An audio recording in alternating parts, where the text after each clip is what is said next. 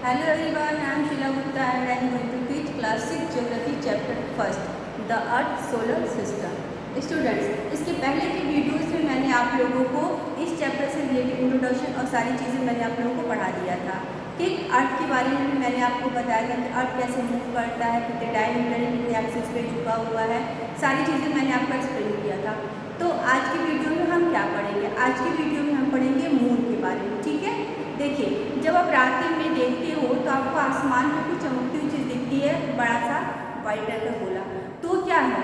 वो मून है। ठीक, यानी चंद्रमा। अब देखिए, चंद्रमा चमकता तो है, क्या चंद्रमा की खुद की लाइट है? नहीं, सिर्फ स्टार्स की अपनी लाइट्स होती है, अपने हीट होते हैं, बट चंद्रमा के पास ना तो कोई लाइट है ना कोई हीट है। चंद्रमा चमकता है किसकी वजह से? सूर्य की वजह से। मतलब सूर्य से वो शाइन लेता है और उसी की वजह से वो चमकता है, और थोड़ी बहुत उसमें हीट होती है, वो किसकी वजह से ही होती है? सन की वजह से, सूर्य की वजह से। ठीक, चंद्रमा ही एकमात्र ऐसा सैटेलाइट है जो कि क्या है? नेचुरल है, और नेचुरल किसका? अर्थ के लिए। मीन्स पृथ्वी का एकमात्र नेचुरल सैटेलाइट चंद्रमा ही है। अब क्वेश्चन ये उठता है कि ये सैटेलाइट क्यों है? ठीक है, क्या चीज़ है ये सैटेलाइट? देखिए, moon is the satellite of the earth. ठीक है, अर्थ का एकमात्र नेचुरल सैटेलाइट क्या है? मून है।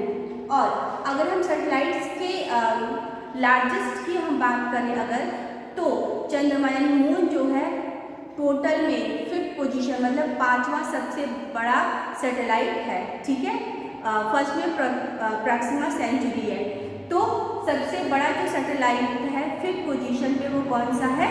मून है। और मून जो है अर्थ का एकमात्र क्या है?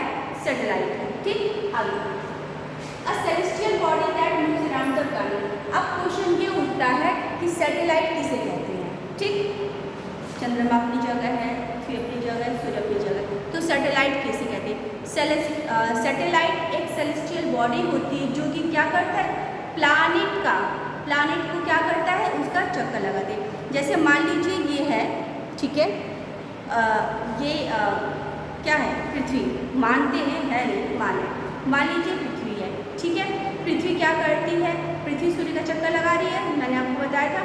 तो पृथ्वी ऐसे सूर्य का चक्कर लगा रही है चारों तरफ। ठीक है, मान लीजिए ये पृथ्वी है, और ये क्या है? ये सूर्य है और ये पृथ्वी है, तो यू राउंड कर रहा है। ठीक है, यानी ये क्या है? पृथ्वी क्या है? प्लैनेट है। तो प्लैनेट जो है वो सन को क्या कर रही है? चारों ओर घूम रही है। अब प्लैनेट की चारों ओर जो घूमे, मान लीजिए मून है, और मून क्या कर रहा है? इसकी ओर घूम रहा है, तो ये क्या हो गया? सैटेलाइट। मीन्स जो प्लैनेट का चक्कर लगाए, साथ साथ में सन का भी चक्कर लगाए, वो क्या होता है? सैटेलाइट होता है। तो मून एकमात्र नेचुरल सैटेलाइट है जो कि क्या है? पृथ्वी का सैटेलाइट है, और 5th पोजीशन रखता है। आगे देखिए, चंद्रमा पे ना तो हवा है और ना ही पानी है। अगर आप चंद्रमा पे गौर करेंगे, अगर आप ध्यान दीजिए, मान लीजिए मून है, ठीक है, मून है, अगर आप मून पे देखोगे तो छोटे छोटे आप लोगों को कुछ स्पॉट्स दिखते हैं, ब्लैक से स्पॉट्स दिखते हैं ना, तो क्या है? देखिए, वहाँ पर भी माउंटेन है, उस माउंटेन को कहते क्या है? क्रेटर। ठीक है, उस माउंटेन को क्या कहते हैं? क्रेटर कहते हैं। तो देखिए, चंद्रमा जब हम दूर से देखते हैं तो एकदम वाइट दिखता है, बट अगर बहुत पास से, मतलब दूरबीन वगैरह से देखते हैं तो उसमें हम देखते हैं छोटी छोटी स्पॉट्स पड़े होते हैं, ब्लैक से स्पॉट्स पड़े होते हैं। ये स्पॉट्स क्या होते हैं? देखिए, मान लीजिए जमीन ही है, जमीन पे आपने खड्डा कर दिया, बहुत ढेर सारी मिट्टी है, मिट्टी को आपने बाहर निकाल दिया। ठीक है, निकाल के बाहर कर दिए, तो ऐसा चंद्रमा पर भी गड्ढे नुमा है। ठीक है, अगर दूर से वो देखने में लगता है कि उसमें कुछ धब्बा है, बल्कि अगर रियलिटी में देखा जाए तो उस रियलिटी में क्या है? वो उसमें गड्ढे हैं, जो आपको ब्लैक स्पॉट्स दिखते हैं वो गड्ढे हैं। ठीक है, पानी नहीं है, लेकिन एयर नहीं है, लेकिन माउंटेन है। माउंटेन कौन सा? Crater mountain. धब्बे दिखते हैं, वो क्या होते हैं? वो स्पॉट्स दिखते हैं जो दूर से, वो क्या है? वो क्रेटर है। ठीक है, और एक चीज़, चंद्रमा पे अगर किसी वस्तु को कोई भार है तो 6 गुना कम हो जाता है। जैसे अगर मान लीजिए मेरा वजन यहाँ पे 60 kg है, मैं 60 किलो की हूँ, सपोज दैट, और अगर मैं चंद्रमा पे वहीं जाऊँगी तो मेरा वजन कितना हो जाएगा? 10 किलो। यानी कि यहाँ से चंद्रमा का वजन क्या हो जाता है, 6 का अंतर हो जाता है, 1/6, ठीक है, 1/6 का क्या होता है, डिफरेंट हो जाता है चंद्रमा से और यहाँ पे, ठीक। आगे, its diameter is 1/4 of the earth, ठीक। मान लीजिए आपका ये अर्थ है, अर्थ का आधा भाग हमने ये आधा कर दिया, ठीक है। मान लीजिए 100 है, ठीक, इसका हमने आधा कर दिया, कितना हो जाएगा, 50 हो जाएगा। अब 50 का आधा कर दीजिए, 25, 1/4, यानी पृथ्वी से जो चंद्रमा की वैल्यू है वो 1/4 है, मतलब कि एक का भी आधे का आधा, ठीक। आगे एक चीज़ और नोटिस करिएगा कि Why does it appear so big to us? अगर चंद्रमा दूर है, इतना बड़ा क्यों दिखता है? सूर्य भी तो हम लोगों को इतना छोटा सा दिखता है, चंद्रमा इतना बड़ा दिखता है, क्यों दिखता है? क्या कारण है कि चंद्रमा हम लोगों को बड़ा दिखता है, सूर्य छोटा दिखता है, तारे बहुत छोटे छोटे टिंकल दिखते हैं, क्यों? रीजन है, देखिए क्या रीजन है, because it is nearer to earth, क्योंकि चंद्रमा जो है पृथ्वी के पास है, बताया था ना मैंने, अगर पृथ्वी है और ये चंद्रमा है तो ये पूरा मूव कर रहा है, तो ऑब्वियसली ये मूव कर रहा है तो पास में है, तो जो चीज़ें हमारे पास में हैं वो हमको बड़ी दिखेंगी। जैसे मान लीजिए एग्जांपल ले लीजिए, आपके पास मान लीजिए कोई खिलौना है, वो खिलौना मान लीजिए एरोप्लेन, ठीक है, टॉयज है एरोप्लेन का, इतना बड़ा सा टॉयज है एरोप्लेन का, ठीक है, आप उससे खेलते हो, लेकिन और वही आपको आसमान में बहुत दूर रियलिटी में जो एरोप्लेन है वो चलता हुआ दिखाई दे रहा है, ठीक। तो क्या सोचिए, और आपको सिर्फ इतनी छोटी सी दिखाई दे रहा है, तो क्या आपका टॉयज उस एरोप्लेन से बड़ा है? नहीं, क्योंकि वो चीज़ वो हमसे दूर है, इसलिए वो क्या होता है, हमें छोटा दिखाई देता है, लेकिन रियलिटी क्या है, वो बड़ा है। इस तरह से चंद्रमा जो है वो हमारे पास में है, पृथ्वी के पास है, इसलिए वो क्या होता है, बड़ा दिखाई देता है, जबकि सूर्य क्या होता है, छोटा दिखाई देता है। आगे, as compare to earth celestial body, और भी जो सेलेस्टियल बॉडीज आसमान में मौजूद है उसकी अपेक्षा चंद्रमा जो है काफ़ी नज़दीक है, जिसकी वजह से हमें वो बिग दिखाई देता है। It is 384,400 kilometre, actually number में होगा, इस चीज़ को माइंड मत करिएगा, जो पे पढ़ा रही उस पर टेक्निक पर ध्यान दीजिएगा। 384,400 किलोमीटर अवे फ्रॉम द, यानी पृथ्वी से वो 384,400 किलोमीटर दूर है, ठीक।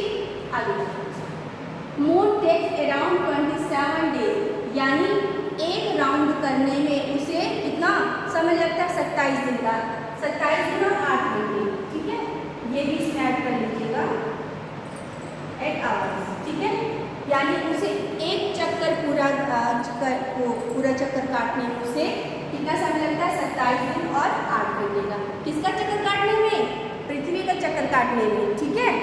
आगे, the spinning time of the moon is same as the earth, we always see the same phase of the moon।